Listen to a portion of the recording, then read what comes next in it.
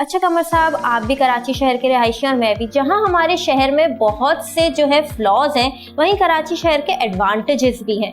लेकिन एक सबसे बुरी चीज़ जिसकी वजह से लोग बहरिया कराची का रुख कर रहे हैं वो ये कि कराची के में बहुत से बिल्डर प्रोजेक्ट्स के हिडन चार्जेस बहुत होते हैं, फ्लोर चार्जेस, कैटेगरी चार्जेस। तो क्या सेम चार्जेस आपको बहरिया के बिल्डर प्रोजेक्ट्स में भी मिल रहे हैं?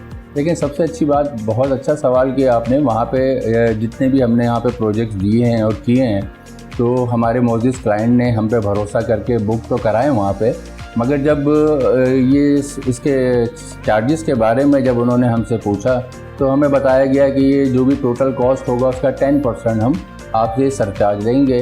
तो बिलीव करें कि हमारे जितने भी क्लाइंट्स थे, हमारे जितने भी लोग थे जिन्होंने इन्वेस्टमेंट कराई है, सपोज़ ये कर लें कि 2,75,00,000 रुपए का अगर फ्लैट है तो 45 लाख रुपए उसके डॉक्यूमेंटेशन चार्जेस हैं।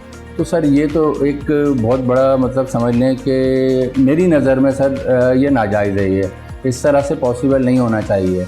हाँ, बहरिया में आके मैंने अपार्टमेंट यहाँ पे बहुत सारे सेल किए माशाल्लाह से।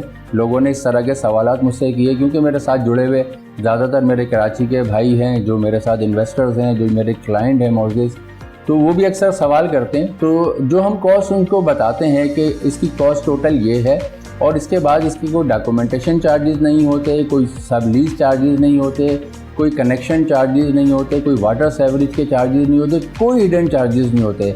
सबसे अच्छी चीज़ ये दिखी मुझे कि यहाँ पे जो कॉस्ट में आज हमने आपसे डिसाइड कर ली है, इंशाल्लाह 4 साल तक वही कॉस्ट रहेगी। ना हम कॉस्ट बढ़ाते हैं और ना ये सारे चार्जेस लगाते हैं आप लोगों से।